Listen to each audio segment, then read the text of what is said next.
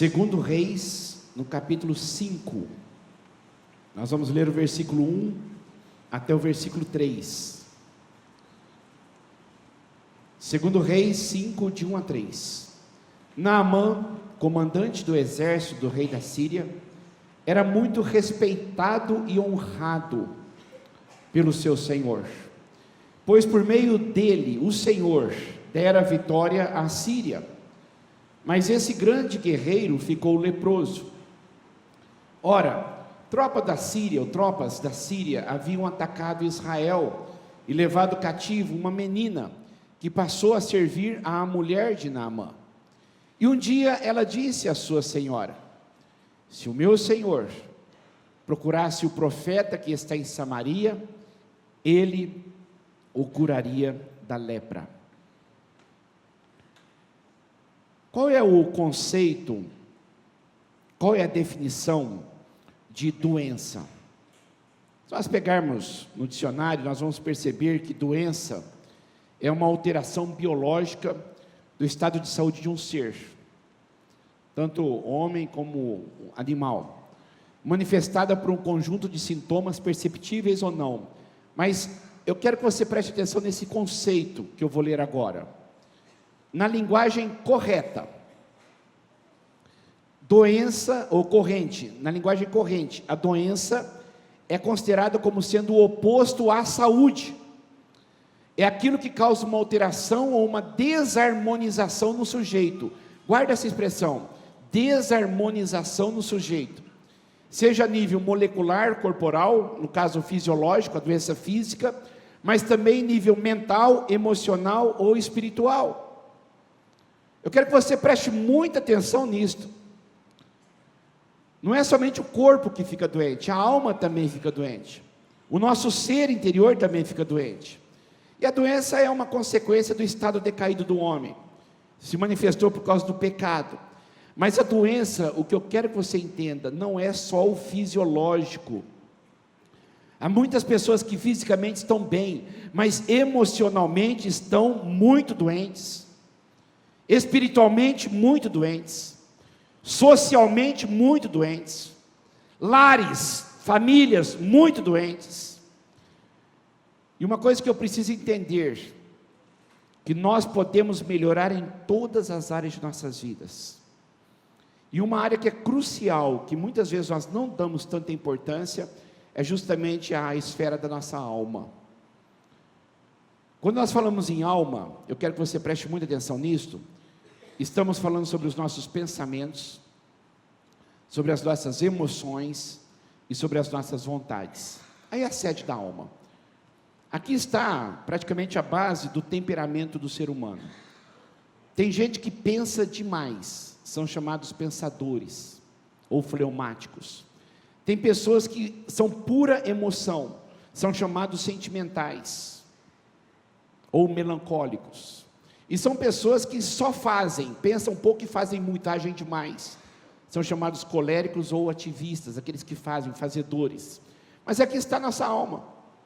Aqui está o nosso ser, os nossos pensamentos, as nossas emoções e as nossas vontades. E o grande problema, muitos não tratam. Muitos nem percebem a doença e nem reconhecem. E sofrem muito com isto. Famílias são desgastadas, lares são destruídos, vidas financeiras são muito desequilibradas, emocionalmente as pessoas ficam extremamente chateadas e sofrem muito por causa disso. É interessante que quando nós pegamos o texto de Naamã, o comandante do exército da Síria, ele viveu na época de Eliseu, ele tinha uma doença incurável, era a doença da lepra, na época não tinha cura. E Deus o curou através de Eliseu. Mas uma coisa que nós podemos perceber é que a cura de Naamã não foi só no físico, foi integral. Deus curou a alma de Naamã, Deus curou o espírito de Naamã, Deus curou a vida de Naamã. E uma coisa que eu quero que você entenda, este é o plano de Deus para a sua vida. O plano de Deus para a sua vida é fazer de você uma pessoa melhor, uma pessoa que tenha saúde emocional, fazer de você uma pessoa cada dia melhor, como fez com Naamã. Agora, se pegarmos o texto da história de Naamã, nós vamos perceber uma coisa muito clara, que o processo da cura da alma, a cura dos meus pensamentos, das minhas emoções, das minhas vontades, é um processo. Como que nós precisamos entender isto? Como que nós precisamos melhorar? Como que nós precisamos? Então eu preciso entender isto, que Deus quer me curar. Deus quer que eu viva todo o meu potencial. Deus quer que eu viva na integridade, na abundância.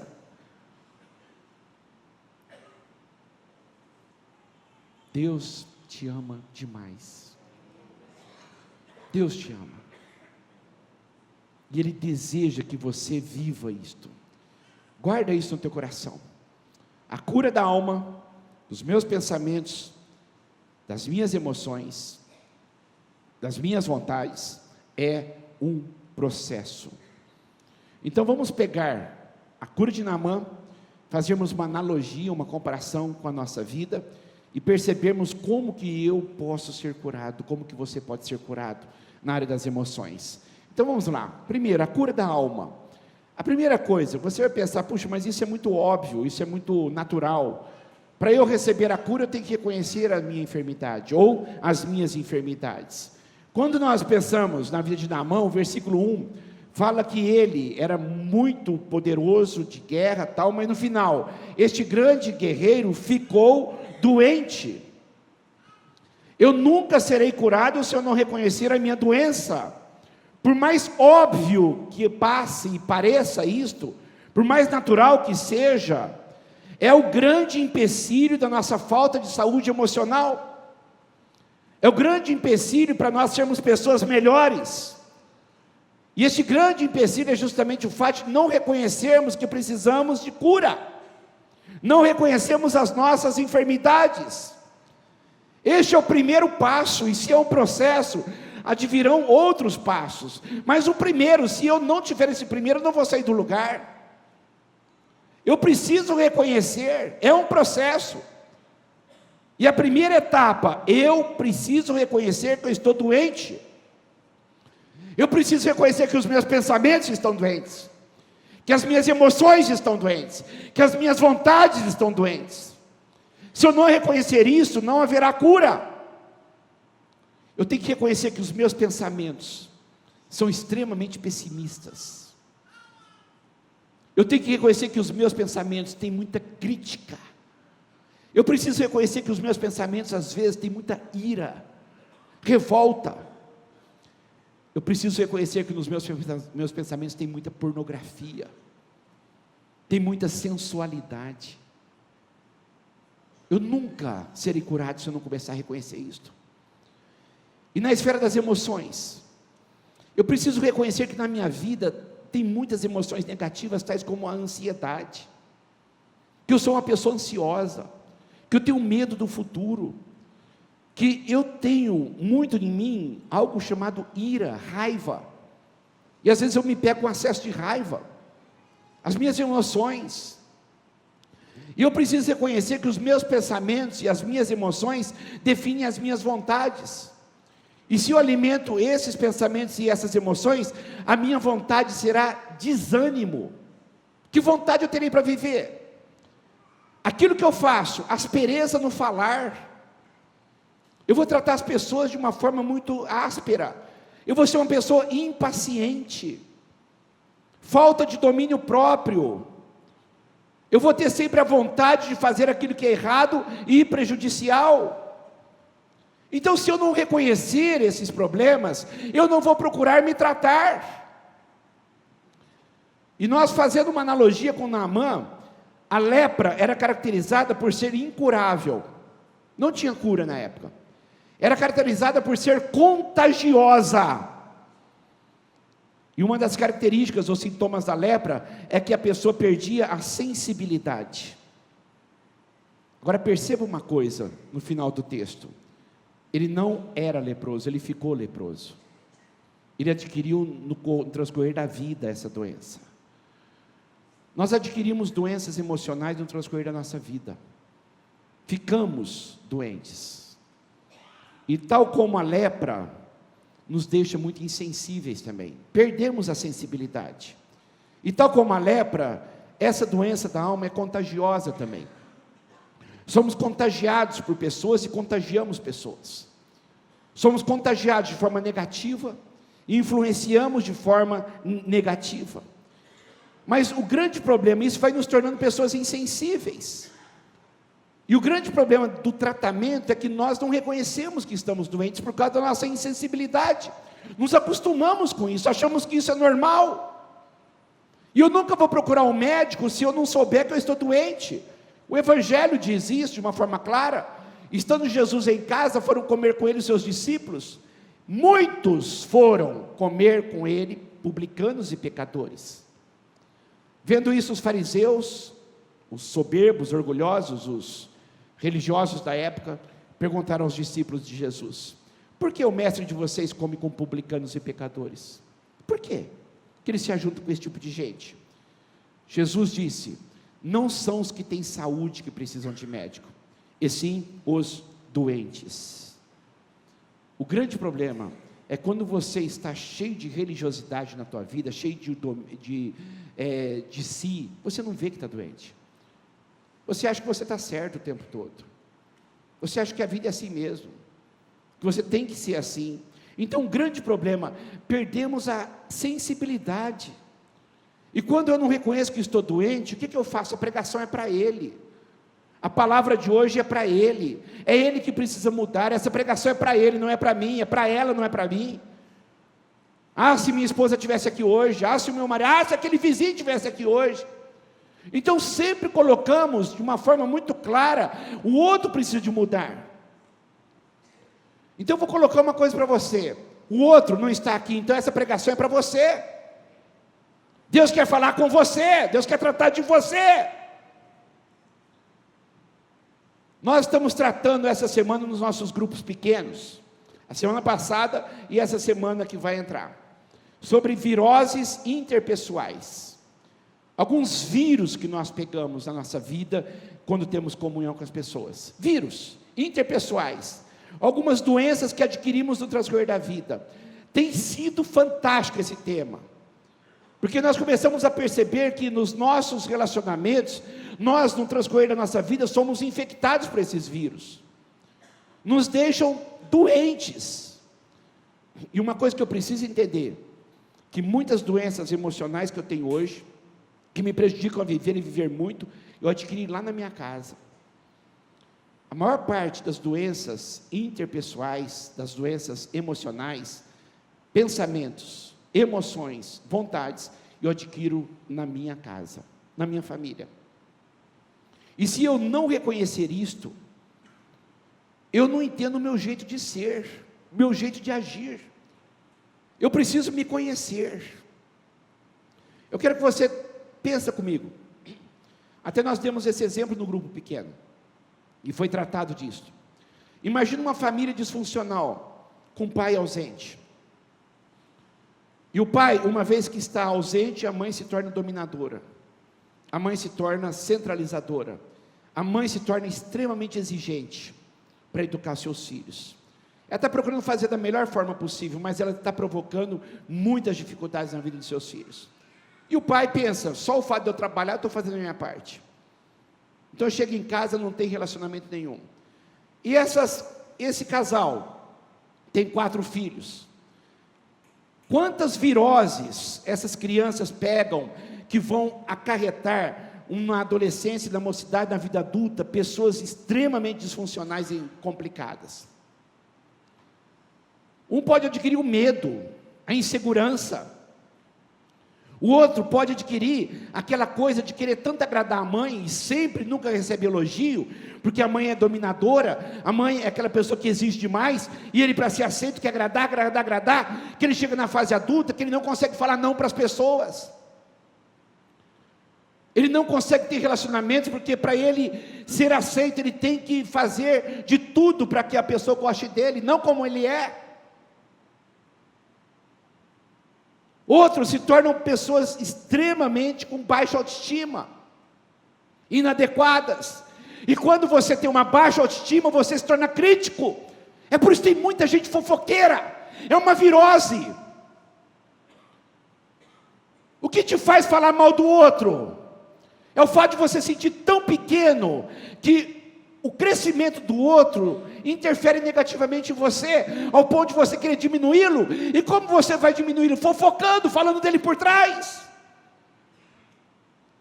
O problema não é ele, o problema é você, mas só que nós não percebemos isto.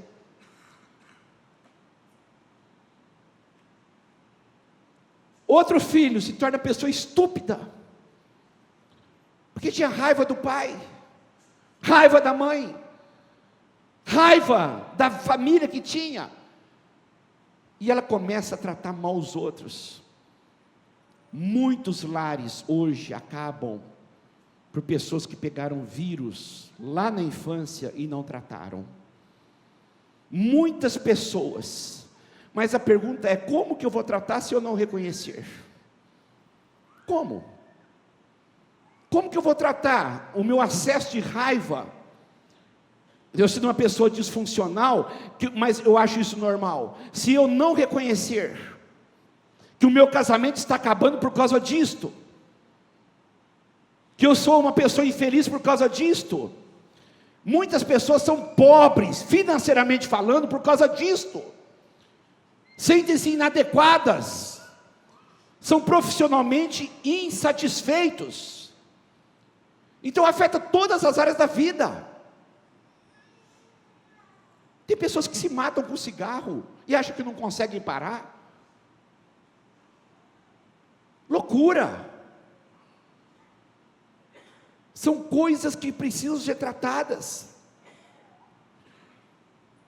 Os textos que nós trabalhamos nos grupos pequenos, e eu quero que você analise alguns que eu vou citar aqui, algumas viroses, que você pode perceber, puxa vida, como que isso é interessante. Provérbios: melhor é viver no deserto do que com uma mulher briguenta e amargurada. Provérbios: quem é irritadiço, quem é irritado o tempo todo, faz tolices, e esse homem acaba sendo odiado. Provérbios: começar uma discussão é como abrir brecha num dique, numa represa. Por isso, resolva a questão antes que surja a contenda. Pessoas briguentas, pessoas que gostam de provocar.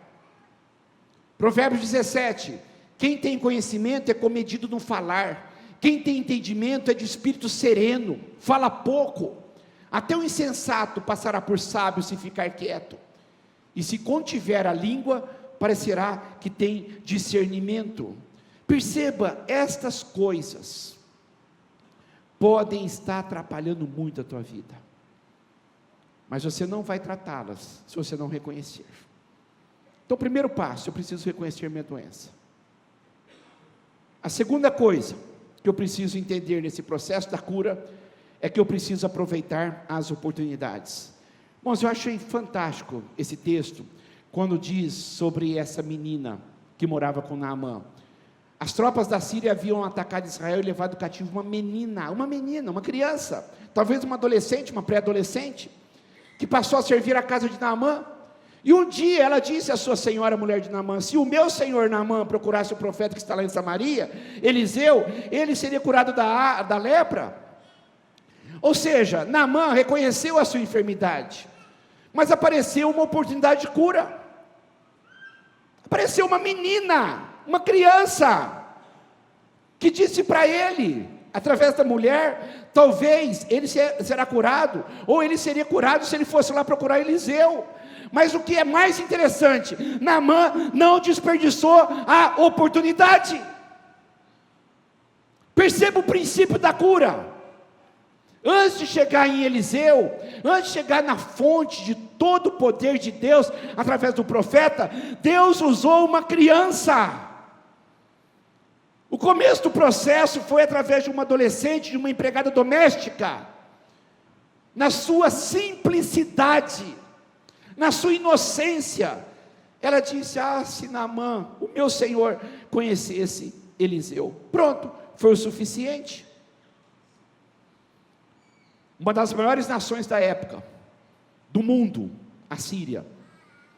Um dos maiores homens da época, principais homens dessa nação, comandante, guerreiro, Naamã, se curvou ao conselho de uma criança. Ele foi curado. Por quê? Porque ele aproveitou a oportunidade que apareceu. Ele acreditou, ele confiou, ele teve fé que seria possível.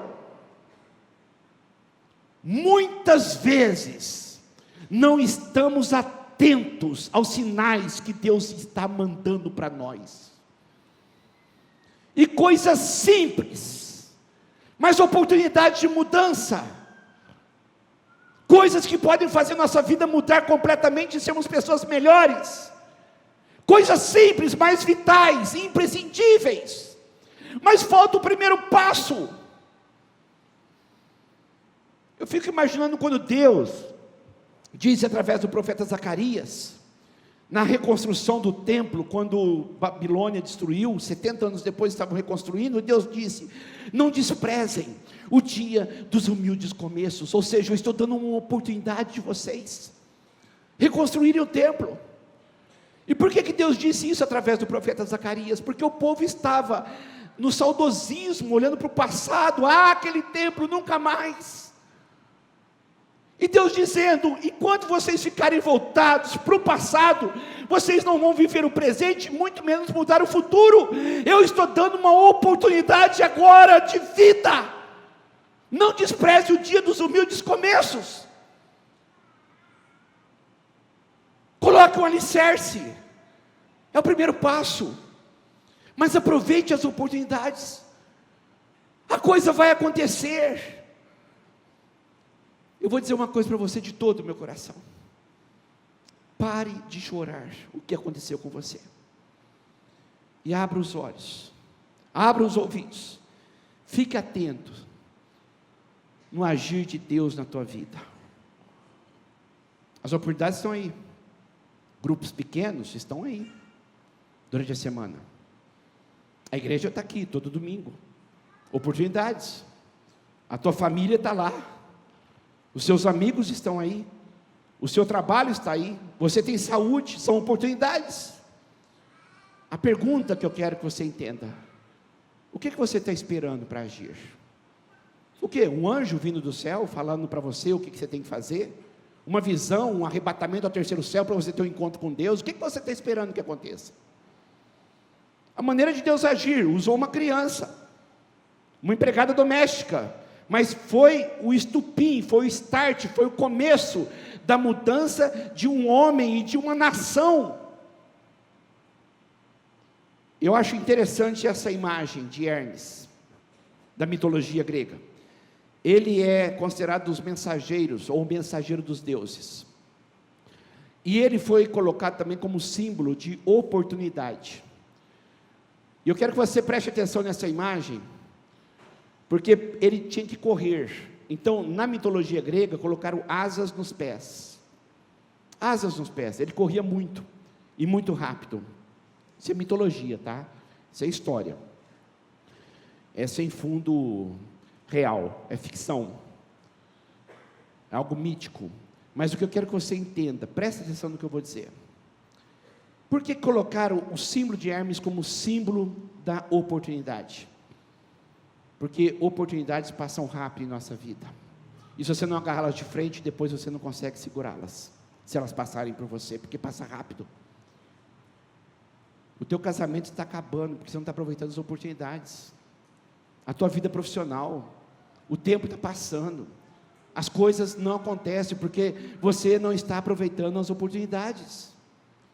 Então eu preciso ficar atento, eu preciso entender isto, que se eu deixá-la passar, talvez eu não pegue.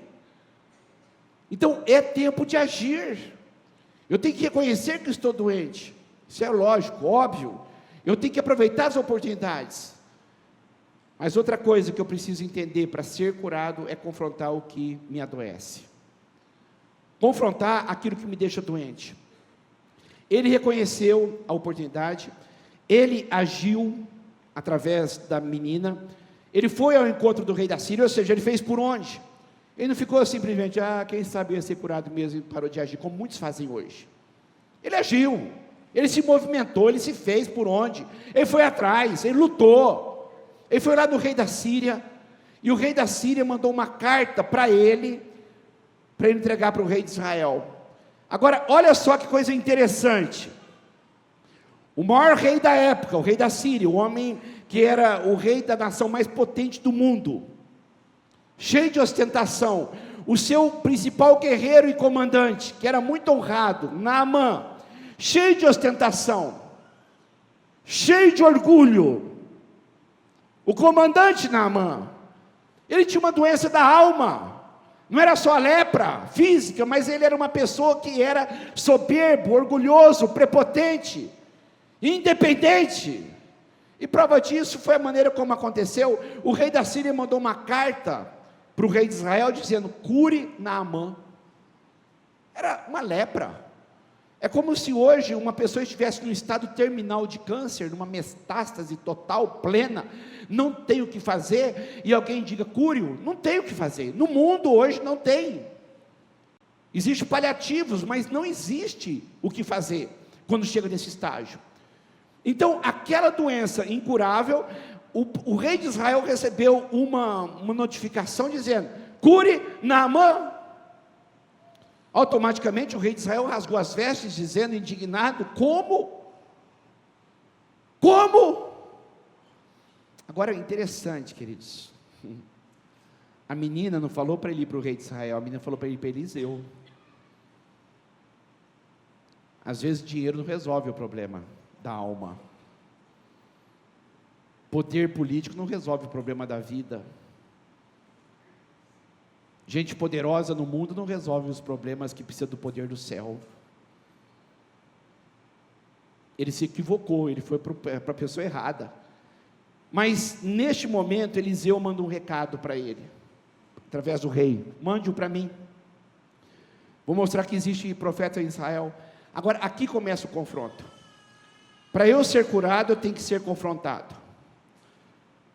Aqui Deus começa a me colocar diante dos meus defeitos, aquilo que precisa acontecer na minha vida. Vamos pensar no caso de Naamã, o orgulho, esse era o problema dele.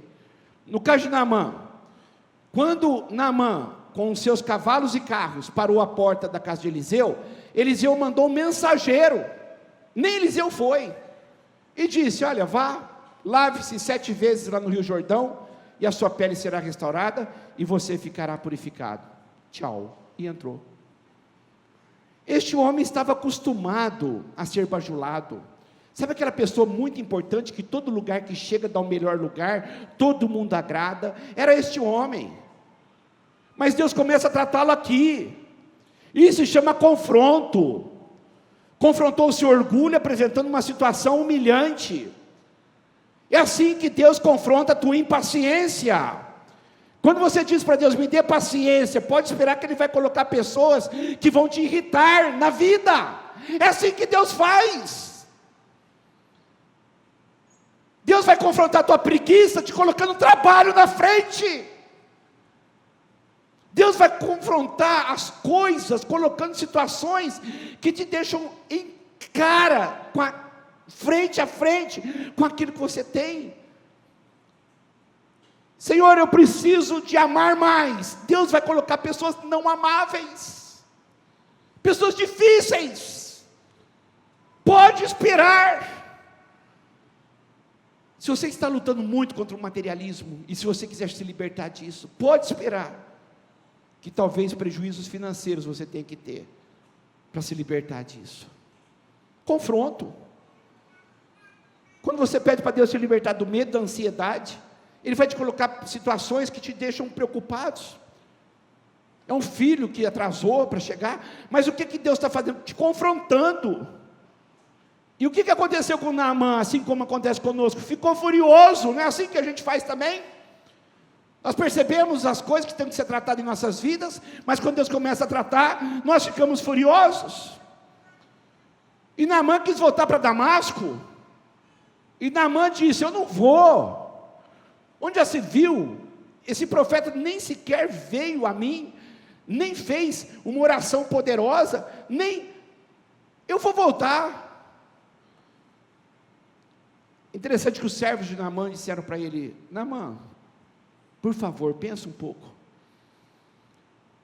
Se ele dissesse para você fazer algo difícil, você faria. Ele disse algo tão fácil: 7 vezes no Rio Jordão. Nós já estamos aqui, por que você não faz isto? Aqui nós percebemos o segundo confronto. Não era fácil se banhar 7 vezes no Jordão, porque Naamã era leproso. E para ele se banhar, ele tinha que tirar a roupa de guerra, as suas roupas oficiais, lindas, para as pessoas verem a carne flácida e doente que ele tinha. As pessoas tinham que ver como ele de fato era. Por isso que ele ficou furioso. Ele tinha que se despir. Assim como nós, muitas vezes, para sermos curados, e ficamos furiosos quando temos que reconhecer nossos erros e limitações. Ficamos furiosos quando nos deparamos com situações que nos expõem, onde temos que nos colocar numa decisão de nos despir, tirar a máscara, tirar os trajes oficiais de um poderoso guerreiro, do maior guerreiro do mundo, e mostrar a pele flácida e doente. Aqui muitos desanimam e desistem, preferem continuar com a máscara do sorriso, de ser uma pessoa piadista, de uma pessoa simpática, para esconder no fundo uma tristeza amargante, de uma dor interior terrível. Outros preferem ficar com a máscara da raiva, da brutalidade, para esconder a dor de um coração carente de amor, querendo a aceitação das pessoas.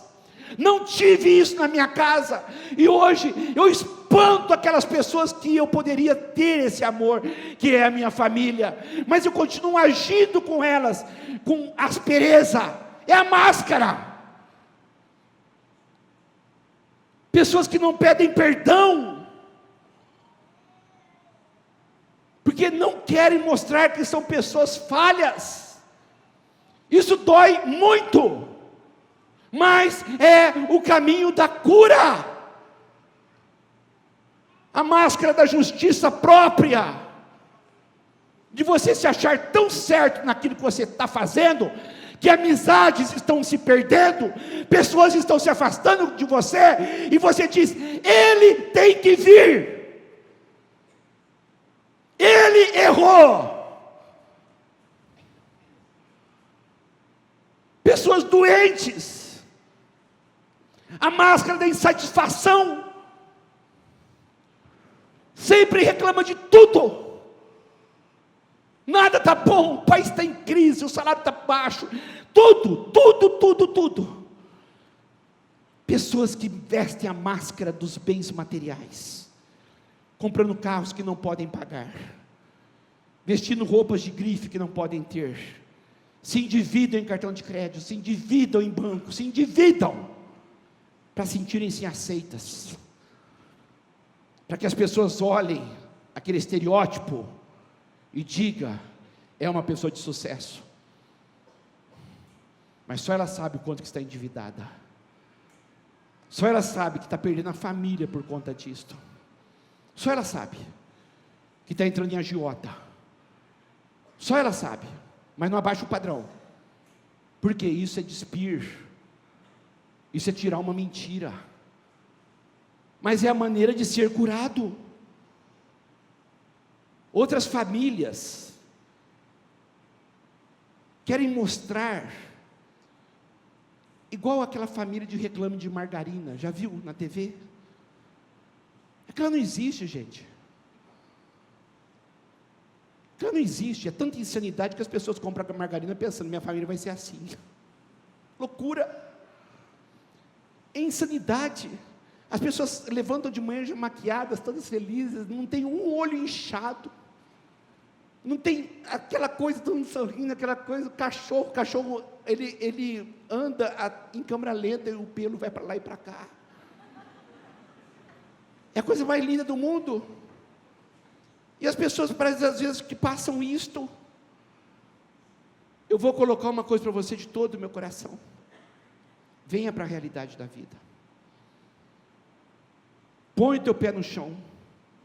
Confronte as tuas viroses. Para de fugir. Para de se fingir ou fingir para você mesmo. É o caminho de Deus para a sua cura. Eu preciso reconhecer de verdade, escolher o que eu quero para mim. Ou eu quero continuar vivendo um teatro, ou eu vou encarar uma mudança, para eu sair disso e vir para o encontro de uma vida nova. Tem pessoas que faz anos que não conversam com outros, e a vida está passando. Amigos íntimos que tinham, não sei o que aconteceu, uma virose entrou no meio, mas não está sendo tratado. É tão difícil arrumar um amigo verdadeiro, é tão difícil arrumar uma pessoa de bem para caminhar junto. E quando a gente acha, queridos, a gente tem que colocar isso como algo de muito valor, e não deixar que as coisas que acontecem minem isto. Agora, tem gente que não conversa com irmãos há tantos anos, com os pais há tantos anos, com as mães há tantos anos. E qual que é o grande problema? Ele tem que vir, ela tem que vir, mas a vida está passando, a vida está passando. Se eu fosse você, eu trataria disso, confrontando. Quando eu começo a confrontar aquilo que me adoece, eu tenho que começar a perseverar no processo, porque ele não é fácil. Perseverar no processo. Assim que ele desceu ao Jordão, mergulhou 7 vezes, conforme a ordem do homem de Deus, e ele foi purificado, e a sua pele tornou-se como a de uma criança. É o processo. Eu preciso ir até o fim. Agora a pergunta é: por que 7 vezes? Porque foi Deus que mandou, pronto. Por que 7 vezes? Porque foi a ordem de Deus. Se eu quiser que a coisa aconteça, eu tenho que fazer do jeito dele. Se eu quiser que a coisa aconteça, eu tenho que obedecer e persistir e ir até o fim. Deus disse para fazer, isso basta. O 7 tem um número muito profundo na Bíblia, uma analogia, uma comparação, uma simbologia muito rica. O 7 é tido como o número da plenitude, o número do pleno, o número do completo. A pergunta é: por que o número da besta é o 666? Lá em Apocalipse fala sobre isso. Se você ler Apocalipse 13, aqui está a sabedoria, onde João, escrevendo Apocalipse, diz: aquele que tem entendimento, calcule o número da besta, porque é número de homem. E qual que é o número de homem? 6. 666. O que isso quer dizer? Que muitas pessoas acham que são donas da própria vida, mas não estão plenos, não. Falta Deus. A ideia da besta enganando a humanidade. O que a besta vai fazer? Simplesmente usar o humanismo, o homem no centro. É o que as pessoas já estão vivendo hoje, de uma forma muito natural. Mas eu preciso de algo mais. 7. Sabe o que isso quer dizer? Que o que você tem feito não está dando resultado. 6. Você precisa de Deus. 7. 7 vezes no Rio Jordão. Você precisa de um milagre. A sua família precisa de um milagre. Você precisa de algo a mais, ou algo mais. Você precisa obedecer. Você precisa perseverar. Se Deus diz perdoe, você tem que perdoar. Não é do meu jeito, é do jeito dele. Se Deus diz refaça os teus relacionamentos, restaure, eu tenho que obedecer. Se Deus diz não fale mal dos outros, eu tenho que obedecer. É o 7. Não por um período, não por um tempo, mas para sempre. Se Deus diz não fique ansioso, Eu estou no comando da sua vida. Eu tenho que a partir daí parar de alimentar meus pensamentos com tanta coisa ruim. Eu preciso entender que é do jeito dele. Ficamos doentes porque queremos fazer do nosso jeito, mas não é do nosso jeito. Se Naamã tivesse entrado 6 vezes, ele ia sair leproso e ir embora leproso. Ele teve que fazer do jeito de Deus. Eu vou dizer uma coisa para você de todo o meu coração: se envolva mais com esse Deus, tenha mais compromisso com esse Deus, se envolva mais na obra de Deus, coloque esse Deus no centro da tua vida, para que Ele mostre para você a maneira certa de fazer as coisas 7 vezes, e você faça até o final. Busque santidade, pegue firme na tua vida, lute. É o caminho para a cura, é o caminho para a saúde, é o caminho da vitalidade. E a partir daqui, depois de perseverar no processo, só cabe a mim e a você usufruir de uma vida saudável. Por que eu tenho que reconhecer meus erros? Uma vez que eu reconheço, por que eu tenho que aproveitar as oportunidades que Deus tem me dado? Igreja, família, grupos pequenos. Por que eu tenho que confrontar os meus defeitos? Por que eu tenho que tirar minhas máscaras? Por que eu tenho que perseverar até o fim? Para viver melhor, para usufruir de uma vida plena, abundante. Olha só o que aconteceu no versículo 14, quando ele desceu o Jordão 7 vezes, ele foi purificado e a sua pele tornou-se como a de uma criança, ou seja, vale a pena. O resultado final é melhor do que você pode imaginar. A pele de Naamã ficou melhor de como era antes de ele ficar doente. Deus restaurou de uma forma tão completa, tão perfeita, que Naamã ficou melhor do que antes de ficar doente. Deus pode te surpreender, você precisa acreditar nisto. Deus pode te surpreender, este é o plano de Deus para a tua vida. Ele deseja te tornar uma pessoa melhor. Prosperidade é a palavra de ordem de Deus para a tua vida. Prosperidade, a sua saúde, cuide dela. A tua vida profissional, o teu trabalho, as tuas finanças, cuide. Essas coisas advirão pelo fato de você estar cuidando das tuas emoções, do teu espírito, do teu coração, porque a tua família vai ser restaurada, os teus relacionamentos serão restaurados, o teu envolvimento com a igreja será abençoado, e você precisa usufruir disto. Sabe por quê? Olha para mim. Quem estiver assistindo em casa, olha para mim. Preste muita atenção no que eu vou dizer. Nós não temos ideia de como pode ser a vida que Deus tem para nós. Se nós tivéssemos ideia, nós não íamos continuar com essa vida que nós levamos. Não temos ideia de que a vida que Deus tem para nós é muito melhor do que esta. Se eu não reconhecer e não quiser mudar e entrar no processo, fazer a minha parte, pagar o preço, eu vou estar muito aquém do potencial de vida, muito aquém. Os jovens aqui estão sonhando com faculdades. Isso aqui do que Deus pode te dar, se você colocar Deus em primeiro lugar na tua vida. Obedeça a teus pais, ame a tua família, jovem, porque você não tem ideia de onde Deus pode te levar. Todas as áreas da sua vida, todas as áreas da tua vida podem ser impactadas. Eu preciso estar ligado à fonte.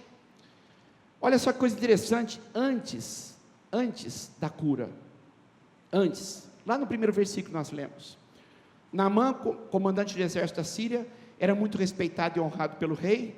Por quê? Porque por meio dele, Deus dera vitória à Síria. Deus era a fonte do sucesso de Naamã, mas Naamã não sabia. Ele não tinha nem tido contato ainda com aquela menina. Mas Deus estava abençoando a Síria por causa de Naamã, mas Naamã não sabia. Ele foi curado. E depois que ele foi curado, a sua prepotência foi confrontada, a sua alma foi curada, seu espírito foi restaurado. Aquele homem soberbo, orgulhoso, voltou para Eliseu, e sabe o que ele disse para Eliseu? Olha só depois, Naamã disse: permite que eu leve 2 mulas carregadas de terra, porque o teu servo nunca mais fará holocaustos e sacrifícios a nenhum outro Deus, senão ao Senhor. Eu não vou me ajoelhar mais em terra síria, eu vou me ajoelhar em terra de Israel, porque agora eu sei que o único Deus verdadeiro é o Deus de Israel. Ou seja, antes, Deus o abençoava nas guerras, dava vitória, mas ele não reconhecia e nem sabia que era Deus. Uma vida de uma pessoa doente: sou eu que estou conquistando tudo, é a força do meu braço, é a minha competência, é a minha capacidade, é a sorte, é o acaso, é o ídolo, é o santo, é o espírito.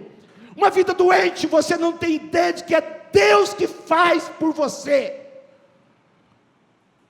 Todas as benesses e todas as bênçãos que você tem, e que você adquiriu antes mesmo de você conhecê-lo, era Ele que estava já agindo na tua vida. E eu preciso entender isto, ao ponto de ser curado, ele entender: nunca mais eu vou me ajoelhar diante de outro Deus, nunca mais eu vou me curvar, nunca mais vou oferecer sacrifício e oferta, a não ser para o Deus de Israel. Até terra daqui eu quero levar. Vale a pena sair de uma religiosidade, de um frequentar a igreja, é o Deus da igreja, é o Deus da minha denominação, é o Deus da minha família, para ser o meu Deus, para ter uma comunhão íntima com Ele, porque Ele é meu Deus. Eu o amo e eu o conheço. É o caminho da cura.